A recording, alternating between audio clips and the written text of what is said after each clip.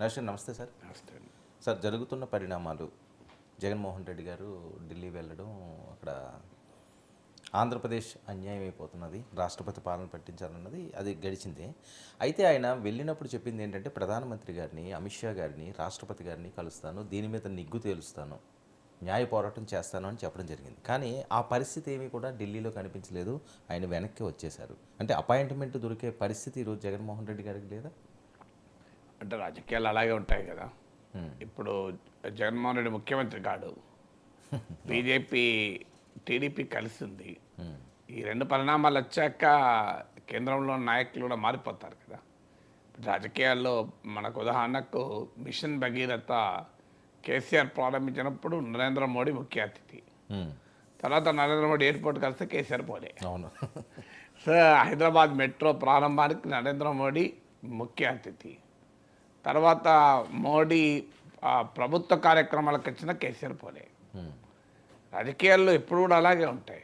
మీకు మా రాజకీయాలు డైనమిక్గా మారుతూ ఉంటాయి. గతంలో చంద్రబాబు నాయుడు అపాయింట్మెంట్ ఇవ్వమంటే తిప్పించుకున్నారు. ఈవెన్ ఎన్నికలకు ముందు, పొత్తుకు ముందు అప్పుడు కూడా కనీసం 3-4 సార్లు వెళ్ళింటాడు అమిత్ షాని కలవడానికి. లోకేష్కు మన పత్రికల్లో చూసాం, వెయిట్ చేస్తున్నాడు అమిత్ షా అపాయింట్మెంట్ కానీ. ఇవాళ ఆ పరిస్థితి ఉందా? ఇవాళ చంద్రబాబు నాయుడు ఇక్కడ నుంచి ఫోన్ చేస్తే అపాయింట్మెంట్ కాదు, సార్ నాకు పని ఉంది అమరావతికి, మీరే రండి అని అమిత్ షా అమరావతికి వచ్చి కలిసి పెట్టుకుంటున్నారు ఇప్పుడు. సో ఆ రోజులు అమరావతికి వచ్చేనా అమిత్ షా కలిసి వెళ్తాడు. ఆ సిచ్యువేషన్ వచ్చేసింది. లోకేష్కి ఇప్పుడు అపాయింట్మెంట్ ఉండదా, వెంటనే immediate appointment, direct green channel appointment. So అందువల్ల రాజకీయాలు మారుతూ ఉంటాయి డైనమిక్గా అనడానికి ఇది ఒక ఉదాహరణ. నాయకులే కాదు, పార్టీలే కాదు, పరిస్థితులు కూడా మారుతూ ఉంటాయి. 151 మంది ఎమ్మెల్యేలు, 22 మంది ఎంపీలు, రాజ్యసభ సభ్యులు ఉన్నప్పుడు జగన్కు ఉండే గౌరవం వేరుంటుంది. ఇవాళ 4 ఎంపీలు ఉన్నారు, 11 మంది ఎమ్మెల్యేలు ఉన్నారు. అఫ్కోర్స్ రాజ్యసభలో 11 మంది ఉన్నారు, రాజ్యసభలో ఎలాగూ సపోర్ట్ ఇస్తామని చెప్పినావు. అక్కడ అవసరం కూడా దాదాపు తగ్గిపోతుంది రోజు రోజుకు. రాజ్యసభలో బీజేపీ బెటర్ అవుతుంది. సో అందువల్ల ఇప్పుడున్న పరిణామాల్లో జగన్ అవసరం మళ్ళీ 5 ఏళ్ళ దాకా లేదు. 5 ఏళ్ళ తర్వాత మళ్ళీ జగన్ గెలిస్తే సో అయినా కూడా రిజర్వ్ పోలీస్ ఫోర్స్లో పెట్టుకుంటుంది బీజేపీ. అందుకే స్పీకర్ పదవికి ఎన్నిక అవసరం లేకపోయినా వైసీపీ మద్దతు బీజేపీ అడిగింది, బీజేపీకి వైసీపీ మద్దతు ఇచ్చింది. కానీ ఇప్పుడు ఇప్పుడు బెరాక్స్లో ఉంచుతారు ఇప్పుడు, ఎందుకంటే ఫీల్డ్ మీద ఆల్రెడీ వేరే పోలీసు ఉన్నారు. ఇప్పుడు తెలుగుదేశంతో మైత్రి ఉండగా జగన్మోహన్ రెడ్డిని ఫీల్డ్ మీదకి ఎలా తీసుకొస్తారు? 2 రైళ్లు గుద్దుకోవా? ఇప్పుడు స్టేషన్లో ఆల్రెడీ రైలు ఉంది, మళ్ళీ నువ్వు సిగ్నల్ ఇస్తే వేరే రైలు కూడా ప్లాట్ఫామ్ మీదకి వచ్చింది అనుకోండి. ఆల్రెడీ ఆ 2 రైళ్ళు ఎట్లున్నాయంటే 5 కిలోమీటర్లు కాదు, 10 కిలోమీటర్ దూరంలో కొట్టుకుంటున్నాయి. కావచ్చు గివచ్చులు ఎన్ని ఉన్నా కావచ్చులను కూడా ఛేదించి ఢీ కొట్టుతున్నాయి. 50 కిలోమీటర్ల దూరంలో ఉన్న టీడీపీ రైలు, వైసీపీ రైలు గుద్దుకుంటాయి. కొల్యూషన్ దగ్గరకు దాకాల్సిన అవసరం లేదు. నువ్వు 100 కవచ్లు పెట్టుకో ఢీ కొట్టాయి. అలాంటిది ఒక ప్లాట్ఫామ్ మీద ఒక రైలు ఉండగా మరో రైలును ఎలా చేస్తారు? అందువల్ల ఇలా మోడీ ప్లాట్ఫామ్ ముందు టీడీపీ రైలు ఉంది, ఆ రైలు ఉండగా మళ్ళీ వైసీపీ రైలు ఎలా చేస్తారా? సో అందువల్ల మాది చంద్రబాబు నాయుడుకి అనుమానాలు రావా? సో నేను లేనప్పుడు ఆయనతో ఎందుకు కలిసావు అనేది అనుమానం వస్తుంది కదా. సో అందువల్ల రాజకీయాల్లో నీ పేరు, నీ బలమంతా ప్రజాబలమే. అల్టిమేట్గా ప్రజలు నీ చేతిలో ఉంటే, ప్రజలు నీ వెనకాల ఉంటే ఏ రాజకీయ పార్టీ అయినా గౌరవిస్తుంది, ఎవరైనా గౌరవిస్తుంది. అందువల్ల ఈ వ్యక్తిగతమైన రాగద్వేషాల్లో రాజకీయపరమైన సంబంధాలే ఉంటాయి. ఇదే మోడీ, కేసీఆర్, చంద్రబాబు నాయుడు మామూలుగా విమర్శించారా? వెన్నుపోటుదారుడు అన్నాడు, మిత్రపక్షాలు మారుస్తూ ఉన్నాడు, ఒక ఎన్నికకు మరో ఎన్నికకు ఓడిపోతూ ఉన్నాడు, సీనియర్ హూ అని కూడా మాట్లాడలేదా? ఇదే మోడీని చంద్రబాబు నాయుడు దేశానికే పనికిరావు, రాష్ట్రానికి ఎవరికి పనికిరావు, కుటుంబానికే మేలు చేయనోడు దేశానికి ఏం చేస్తావు అనలేదా?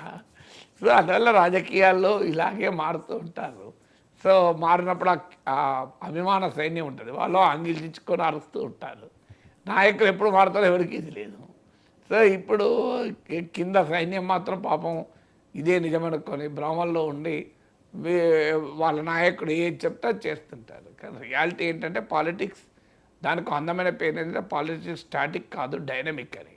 ఎవరి కొరకు డైనమిక్? ప్రజల కొరకు కాదు డైనమిక్, వాళ్ళ కొరకు డైనమిక్. వాళ్ళ పదవుల కొరకు డైనమిక్, వాళ్ళ పలుకుబల కొరకు డైనమిక్ తప్ప జనం కొరకు డైనమిక్ కాదు కదా.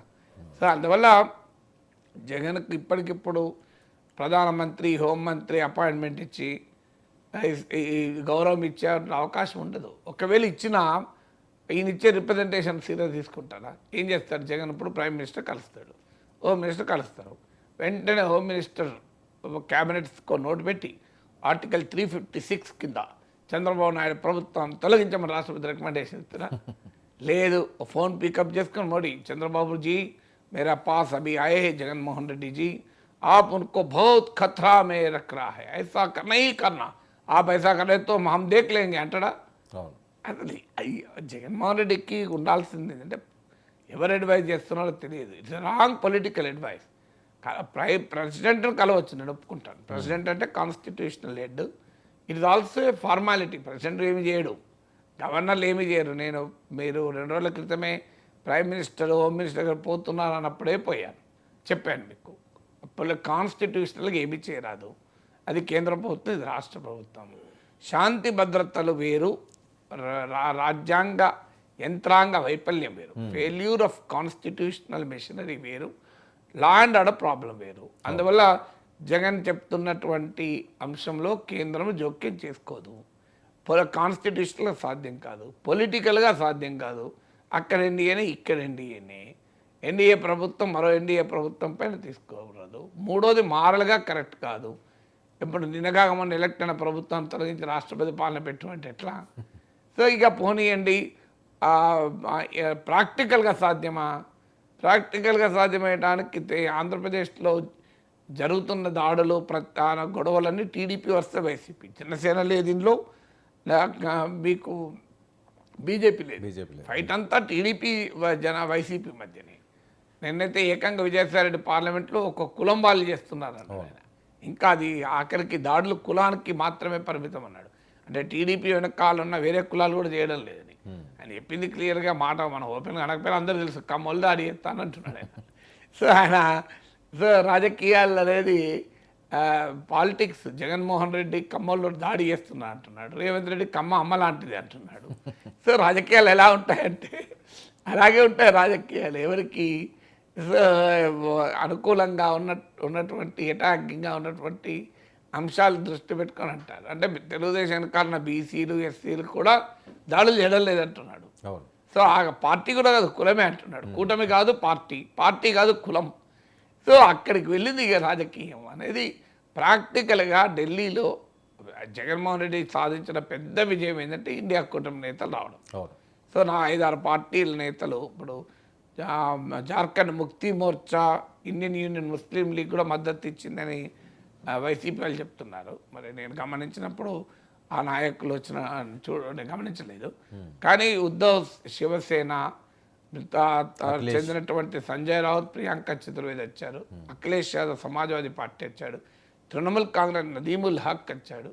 ఏడీఎంకే తంబిదురై కూడా వచ్చారు. వీళ్ళు 4 కాక ఐయుఎంఎల్ ఇవాళ పొద్దున సాక్షిలో ఎక్కడో చూశాను, ఐయుఎంఎల్ అండ్ జార్ఖండ్ ముక్తి మోర్చా కూడా వచ్చారని వాళ్ళు క్లెయిమ్ చేస్తున్నారు. We don't know. సో మళ్ళీ ఆ టీవీ ఫైవ్లో చూస్తే అసలు సమాజ్వాదీ పార్టీ వచ్చింది కూడా లేదు. ఆ టీవీలోమో ఇంకా వేరే వాళ్ళు కూడా వచ్చారంటున్నారు. టీవీ ఫైవ్లోమో అసలు అఖిలేష్ వచ్చింది కూడా ఉంటుందా అనేది అనుమానాస్పదమే. అందువల్ల టీవీలు మీడియా లేదు అంటే లేదని కాదు నా ఉద్దేశం, అలా ఉంటాయి వార్తలు అని చెప్పడానికి. సో వార్తలు ఎలా ఉంటాయి, ఎందుకు ఈ మాట చెప్పాలి సార్, సాక్షి ఒకటే చూస్తాను చూడు అంటారు కింద కూడా కామెంట్. అయ్యా నేను సాక్షి చూస్తా, ఏబిఎన్ చూస్తా, టీవీ5 చూస్తా, నేను బీబీసీ చూస్తా, అల్ జజీరా చూస్తా, CNN చూస్తా, నేను ఎన్డీటీవీ ప్రాఫిట్ చూస్తా, ఈటీ నౌ చూస్తాను. నేను చూడాలి, నేను చాగంటి ప్రవచనాలు పొద్దున 7 నుంచి 7:15 రెడీ అవుతూ చూస్తా, రాత్రి పండుకున్న ముందు గరికపాటి ప్రవచనాలు కూడా వింటా. సో నాకు ఆ తేడా ఏమి ఉండదు, ఎందుకంటే అన్ని విషయాలు తెలుసుకుంటేనే కదా మనకు అవగాహన వచ్చేది. సో అందువల్ల రాజకీయాల్లో మా డైనమిక్ అంటే అర్థం అదే, ఎవరెవరి అవసరాలకు పరిస్థితులకు అనుగుణంగా మారుతారు. అందువల్ల జగన్కు ఢిల్లీలో ప్రాధాన్యత లేదు అంటే ఎందుకుంటుంది, నీ గల్లీలో ప్రాధాన్యత ఉంటేనే ఢిల్లీలో ప్రాధాన్యత ఉంటుంది. గల్లీలో పవర్ పోతే ఢిల్లీలో ఎవరు పట్టించుకుంటారు? సో రిటైర్ అయిన సబ్ ఇన్స్పెక్టర్ లాగా. సో అప్పటిదాకా ఊర్లో ఎస్ఐ వేస్తానంటే వరుకుతారు, ఒకసారి ట్రాన్స్ఫర్ అయితేనే భయపడరు, రిటైర్ అయితే భయపడతారు.